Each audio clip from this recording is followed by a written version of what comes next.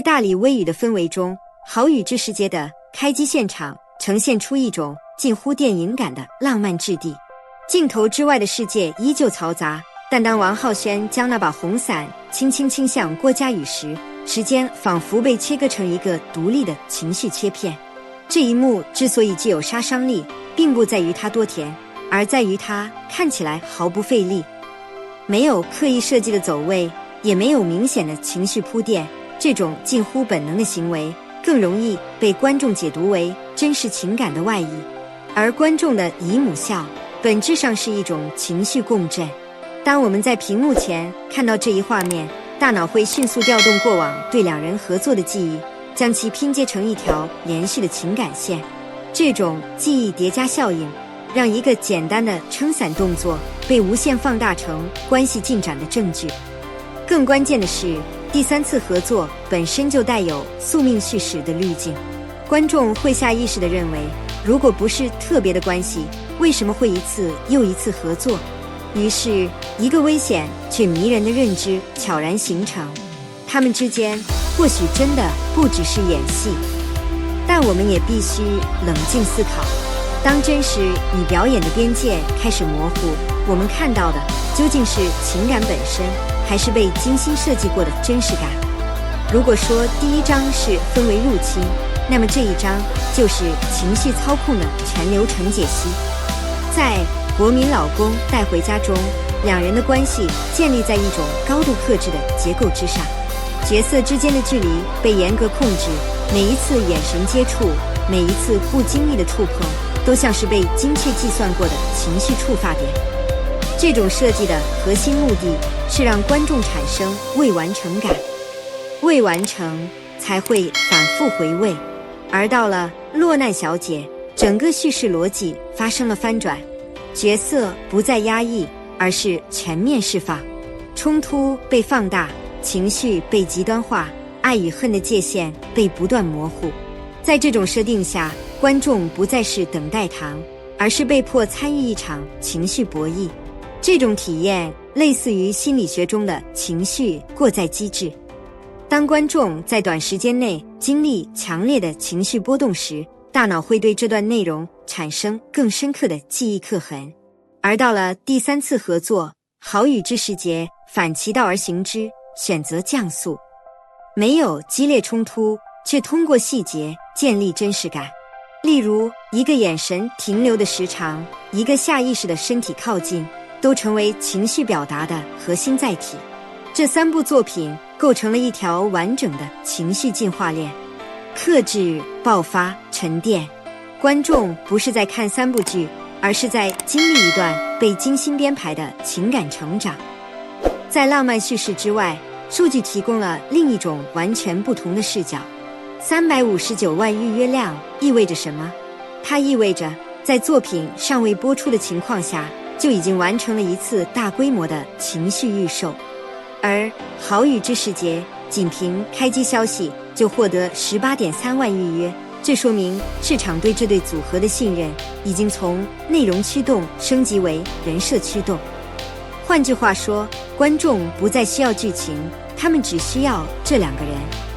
这正是 CP 商业模式最核心的价值所在，将不确定的内容转化为可预测的收益。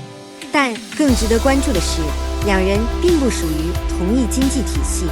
在传统影视行业中，这种跨公司绑定意味着更复杂的利益博弈。然而，资本依然推动第三次合作，这背后只有一个原因：风险可控。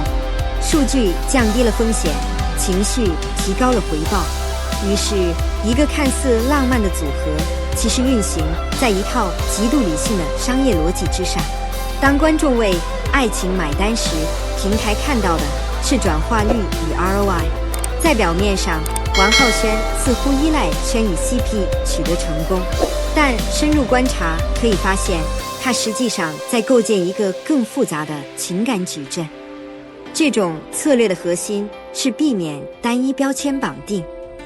如果一个演员长期停留在同一类型 CP 中，很容易被观众固化认知。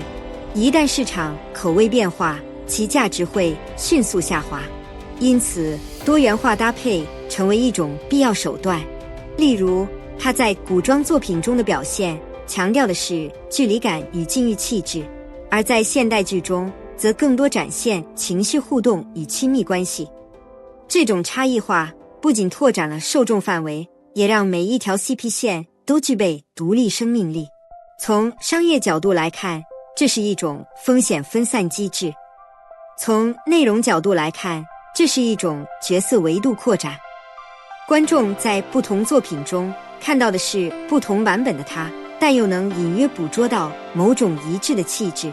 这种稳定核心加多元外壳的结构是维持长期热度的关键，这是整篇分析中最关键也最容易被忽视的一部分。当你在屏幕前为他们的互动尖叫时，你以为你在磕 CP， 但实际上你正在进行一种复杂的情绪消费。首先是投射机制，你将自己的情感需求投射到角色身上，从而获得替代性的满足。其次是安全体验，现实中的关系充满不确定性，而屏幕中的爱情是可控的、可重复的。这种确定性会让人产生依赖。最后是参与感，通过评论、转发、应援，观众不仅是旁观者，更成为内容传播的一部分。这种参与会进一步强化情感连接，但与此同时，这一切也被纳入商业体系之中。你的每一次互动都会被算法记录，并转化为内容优化的依据。你不是被动接受内容，而是在无形中参与内容生产。短剧之所以能够迅速崛起，本质上是对注意力碎片化的回应。在信息过载的时代，观众更倾向于选择节奏快、反馈强的内容形式，而短剧恰好满足了这一需求。但更重要的是，它重新定义了叙事重点。传统影视强调故事完整性，而短剧强调情绪密度。在这样的框架下， CP 成为最有效的叙事工具，因为关系比剧情更容易被感知。王浩轩与郭嘉宇的成功正是这一趋势的体现。他们的作品不仅在讲故事，更在制造情绪节点，每一个名场面都是一次精准的情绪释放。好雨之时节构建的是一个理想化的情感空间，在这里没有复杂的人际关系，没有现实压力的侵入，一切情绪都被柔化、过滤，最终呈现为一种可消费的美好。观众进入这个世界，不是为了理解现实，而是为了暂时逃离现实。这种情感乌托邦的存在本身并没有问题，问题在于，当我们习惯于这种理想化表达后，是否还能够接受现实中的不完美？也许答案并不重要，因为在某一个瞬间，当你为他们的一个眼神心动时，那份情绪已经真实发生，而这或许就是娱乐内容最本质的价值。看到这里，你或许已经有了自己的答案。你认为他们的默契是时间积累的自然结果，还是专业演员的极致演绎？3次合作中，哪一段关系最让你共鸣？如果未来他们不再同框，你的情绪会发生变化吗？欢迎在评论区分享你的看法，一起讨论你心中的最佳瞬间。如果你喜欢这种深度解析的内容，记得点赞、订阅频道，并打开通知铃铛。你的支持是我们持续创作最重要的动力。感谢你的观看，我们下期再见。